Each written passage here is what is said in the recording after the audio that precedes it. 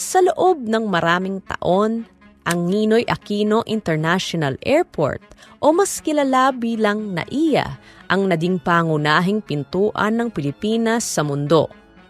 Ngunit kasabay nito, ito ay naging simbolo rin ng isang matagal ng suliranin. Siksikan, delay, overcapacity. At para sa maraming Pilipino, isa itong paalala na kailangan ng bansa ang isang mas malaking pagbabago. Habang ang mga karatig bansa sa Asia ay patuloy na nagpapalawak ng kanilang world-class airports, ang Pilipinas ay tila napag-iwanan. Ngunit paano kung may isang proyekto na hindi lamang tutugon sa problemang ito, kundi posibleng tuluyang bumago sa direksyon ng ekonomiya ng bansa? Isang paliparan na hindi lang mas malaki kaysa NAIA, kundi maaaring maging isa sa pinakamalaki sa buong mundo. Gayunpaman, habang lumalaki ang pangarap, lumalaki rin ang mga alalahanin. Ito na ba ang magdadala sa Pilipinas sa panibagong yugto ng pag-unlad? O sa likod ng dambuhalang proyektong ito, may kapalit bang hindi dapat baliwalain? Bago po natin sagutin ang mga tanong na yan, inaanyahan ko po kayo na i-like ang video na ito dahil isa po yung napakalaking tulong para sa aming mga content creator. Maraming salamat po.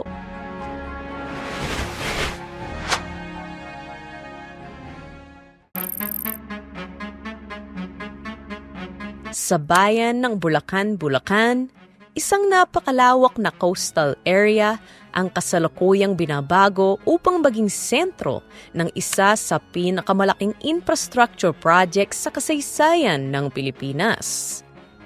Pinangungunahan ng San Miguel Corporation, ang New Manila International Airport na kilala rin sa tawag na Bulacan Mega Airport ay may tinatayang halaga na mahigit 700 billion pesos. Isang halaga na nagpapakita ng lawak ng ambisyon nito. Ayon sa mga pinakahuling ulat, target na matapos o maging operational ang unang bahagi ng paliparan pagsapit ng 2028. Ibig sabihin, kung matutuloy ang timeline, ilang taon na lang ang hihintayin bago makita ng mga Pilipino kung kaya nga bang tuparin ng proyektong ito ang pangako nitong paluwagin ang air travel sa bansa. Kapag tuluyan ang natapos, inaasahang magkakaroon ito ng 4 na parallel runways na kayang tumanggap ng mas maraming flights kaysa kasalukuyang NAIA. World-class terminals na ibinisenyo para sa modernong pandaigdigang paglalakbay. At higit sa lahat, kapasidad na maaaring umabot sa higit 100 milyong pasahero kada taon. Ibig sabihin, kayang lampasan ng paliparang ito ang kasalukuyang kapasidad ng NAIA ng higit sa 3 beses.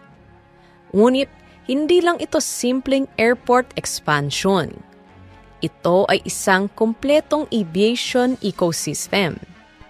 Kabilang sa mga infrastrukturang itinatayo sa paligid ng paliparan ang cargo facilities, expressways, rail connections, commercial developments, at flood mitigation systems.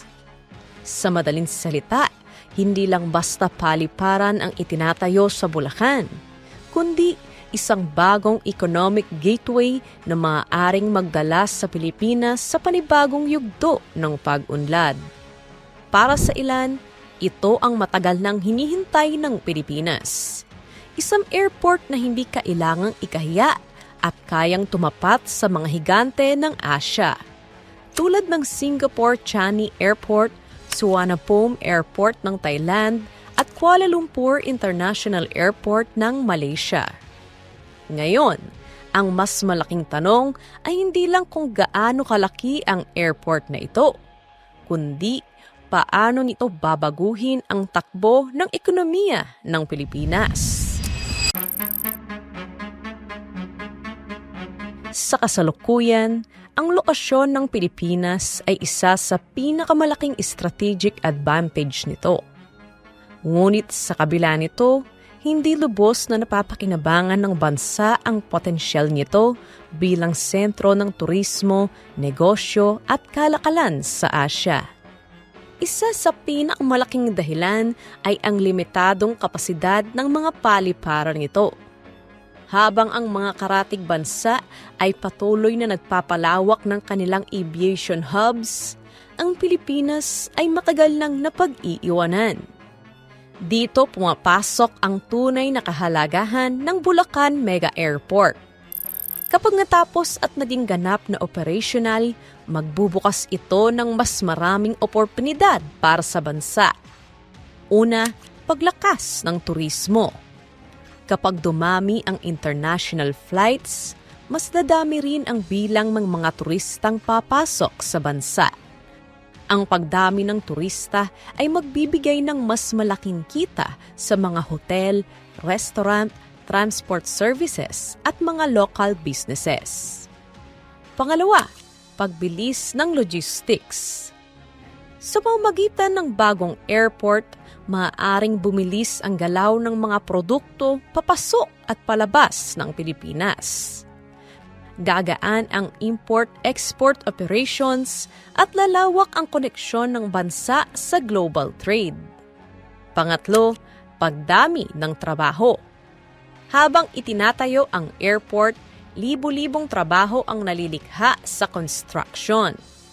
At kapag magsimula na ang ganap na operasyon nito, masusundan pa ito ng mga trabaho sa aviation, security, maintenance, retail, transport at hospitality. Pang-apat, pag-unlad ng Central Zone. Hindi lamang Metro Manila ang maaaring makinabang. Dahil sa laki ng proyektong ito, ang Bulacan at mga kalapit na lugar ay may potensyal na maging bagong sentro ng economic growth.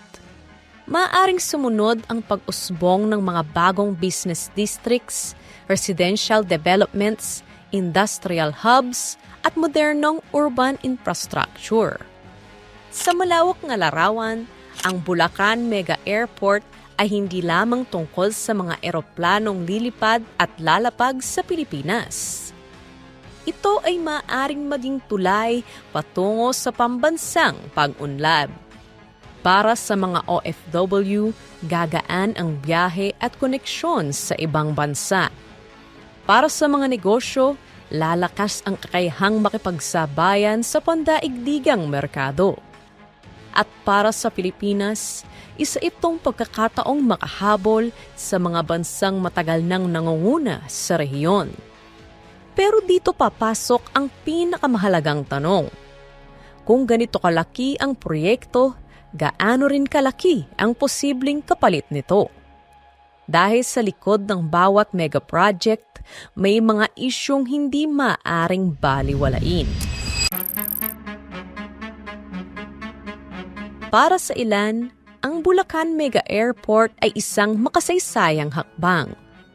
Isang paliparan na magpapaluwag sa NAIA, magpapalakas sa ekonomiya, at maglalagay sa Pilipinas sa mas mataas na antas ng kompetisyon sa Asya.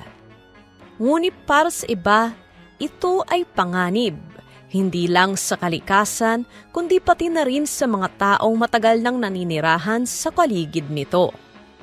May mga environmental groups na nag-aalala sa maaaring maging epekto nito sa kalikasan, particular na sa coastal ecosystem, flood risk at displacement ng ilang komunidad. Dahil malaking bahagi ng proyekto ay nangangailangan ng malawakang land development at reclamation. At dito nagiging komplikado ang usapan. Dahil hindi natin maaaring sabihin na mali ang pagtatayo ng mga ganitong proyekto. Ngunit, hindi rin natin maaaring ipikit ang ating mga mata sa mga posibleng epekto nito. Dahil ang tunay na progreso ay hindi lang nasusukat sa laki ng isang proyekto, kundi sa paraan kung paano nito pinoprotektahan ang mga tao, kalikasan at kinabukasan ng susunod na henerasyon. Bukod sa mga alalahanin sa kapaligiran at komunidad, may ilan pang mga tanong na dapat isaalang-alang. Makakaya bang tapusin ang proyekto sa tamang oras? Magiging sustainable ba ito sa pangmatagalan? At sino talaga ang pinakamalaking makikinabang? Ang ganitong kalaking proyekto ay hindi lamang engineering challenge. Isa rin itong political, economic at environmental balancing act. Ngunit sa kabila ng lahat, nagpapatuloy ang konstruksyon.